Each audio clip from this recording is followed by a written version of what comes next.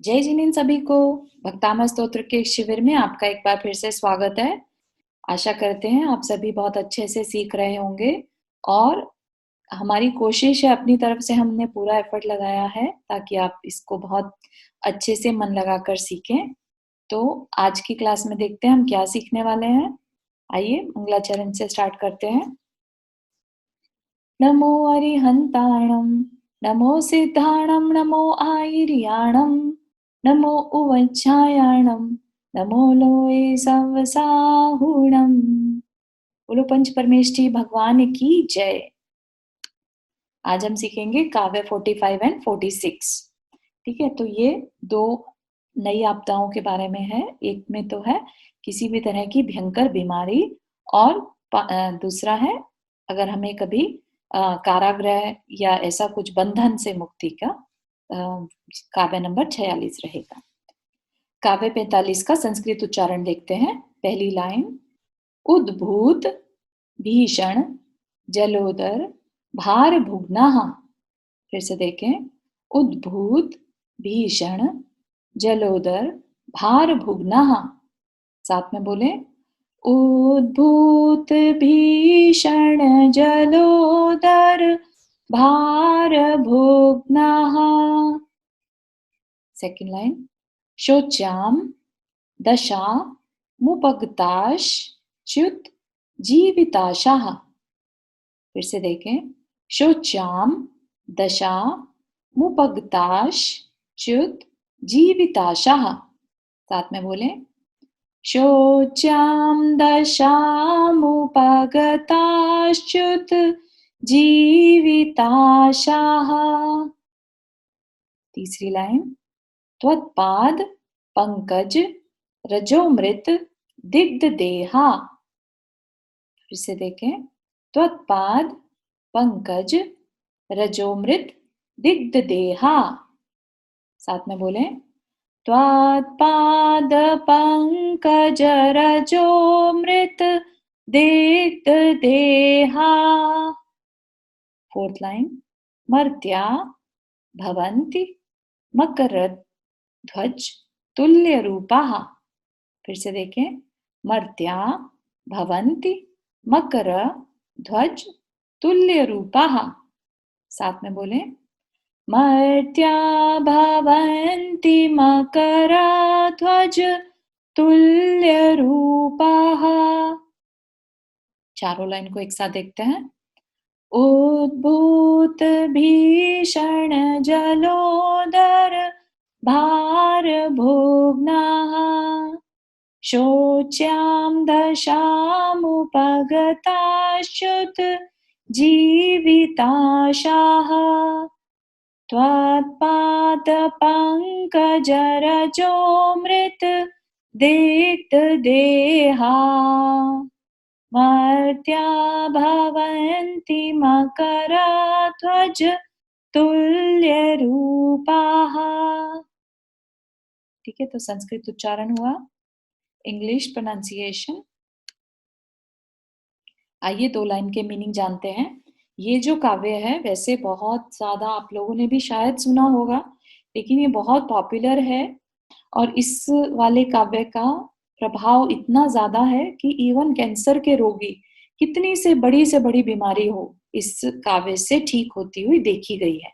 ठीक है, तो इसको बहुत मन से शुद्धि के साथ पढ़ें और इसका लाभ जरूर लें। चलिए मीनिंग देखते हैं। उद्भूत मतलब उत्पन्न हुए, भीषण भयंकर, जलोदर जलोदर रोग, भार भुगना और जलोदर रोग से भार भार फील करता है। जलोदर रोग में क्या होता है, पेट भारी हो जाता है बहुत, तो उसमें एक तरह से जल अंदर में जैसे इकट्ठा हो जाए उस टाइप का रोग है, तो उसके वजह से झुक गया है बॉडी जिसका। शोच्याम दशाम, शोच्याम दशाम मतलब शोचनीय दशा, मतलब दयनीय दशा हो गई है। उपगता, उपगता प्राप्त होकर, च्युत जीविताशा जिसने छोड़ दी है जीने की इच्छा, मतलब इतना तकलीफ में आ जाने के बाद जहां की अब उसे ऐसा लगने लगे कि कुछ अच्छा नहीं लग रहा। ठीक है, तो मीनिंग देखे तो दोनों लाइन के एक साथ, उत्पन्न हुए भयंकर जलोदर रोग के भार से झुके हुए और शोचनीय अवस्था को प्राप्त होकर जीवन की आशा नहीं रही है जिनके। आगे देखते हैं क्या होगा उनका। त्वत्पाद पंकज, आपके चरण कमलों की रजोमृत, रज अमृत मतलब जो धूल होती है वह अमृत के समान मानकर दिग्ध देहा शरीर पर लगाने से मर्त्या भवंती, मर्त्या भवंती, मर्त्या मतलब मनुष्य, भवंती हो जाते हैं, मकर ध्वज तुल्य रूपा, मकर ध्वज कामदेव के समान, तुल्य रूपा रूपवान हो जाते हैं। तो ये तो खाली रूप से मतलब यहाँ पर ये नहीं है कि उनके जैसे सुंदर रूप हो जाएगा, उनके जैसे सुंदर शरीर हो जाएगा, ऐसा शरीर में जैसे कोई तकलीफ हो ही ना। तो हिंदी देखते हैं। ऐसे मनुष्य आपके चरण कमलों की रज को अमृत मानकर शरीर पर लगा लेते हैं तो वे कैसे हो जाते हैं, कामदेव के रूप के समान।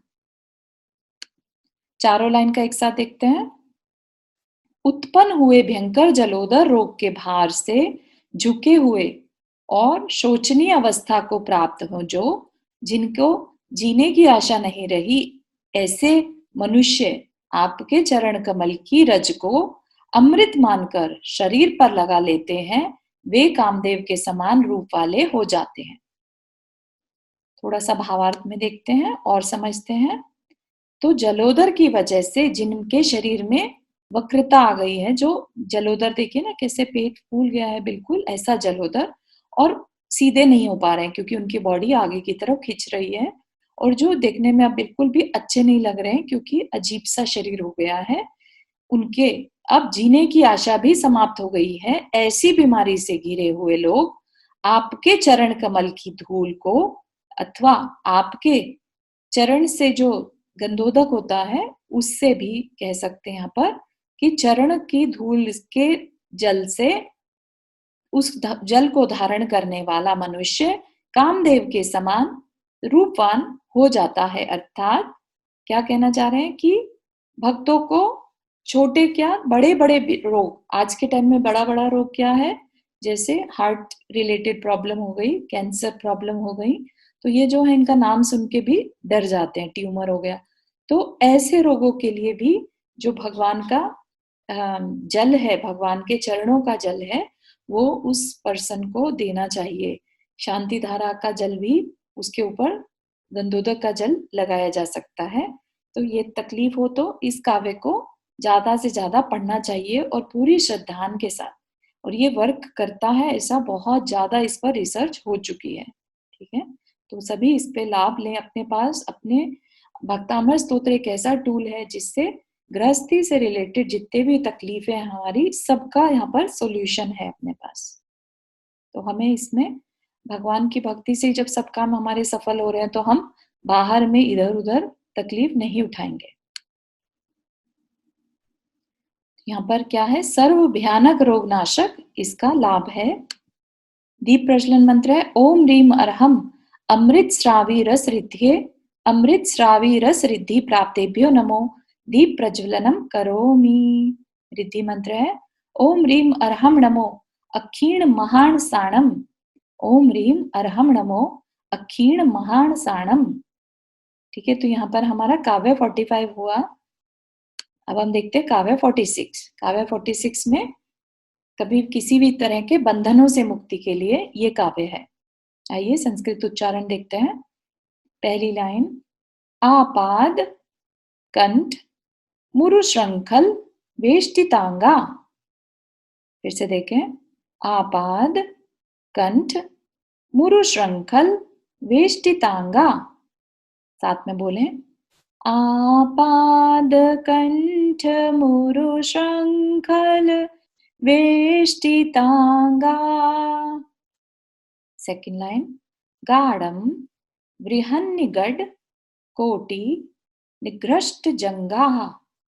फिर से देखें, गाढ़म बृहन्निगड कोटि निग्रष्ट जंगाः।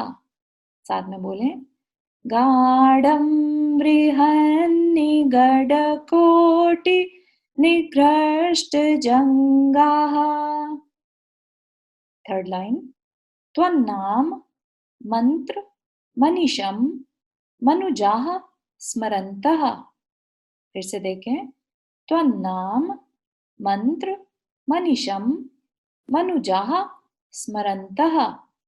साथ में बोलें, त्वन्नाम मंत्र मनीषम मनुजाः स्मरन्तः।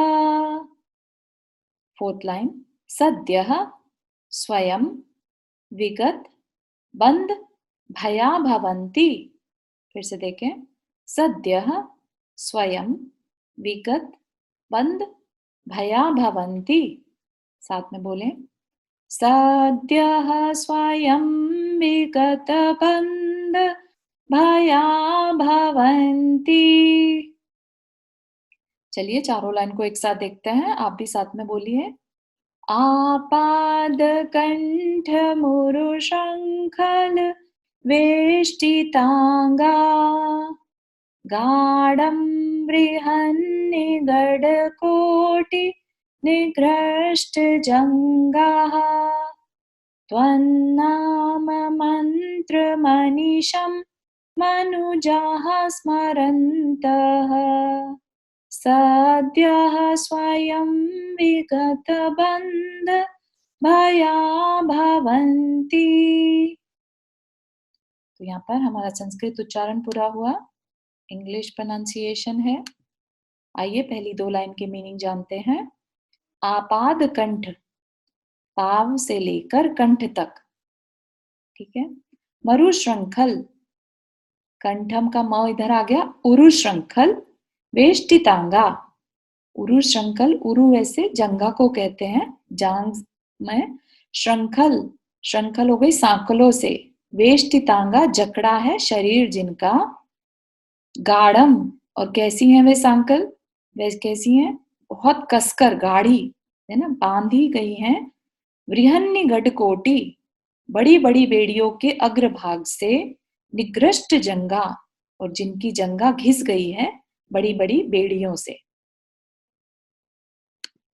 क्या है, जिनका शरीर पैर से लेकर कंठ पर्यंत बड़ी बड़ी सांकलों से जकड़ा हुआ है, और विकट सघन बेड़ियों से जिनकी जंघाएं अत्यंत छिल गई हैं। क्या कहना चाह रहे हैं यहाँ पर कि इतनी उन सांकलों से जकड़न हो रही है कि वहां से जांघें छिल गई हैं। बाद की दो लाइनें देखते हैं।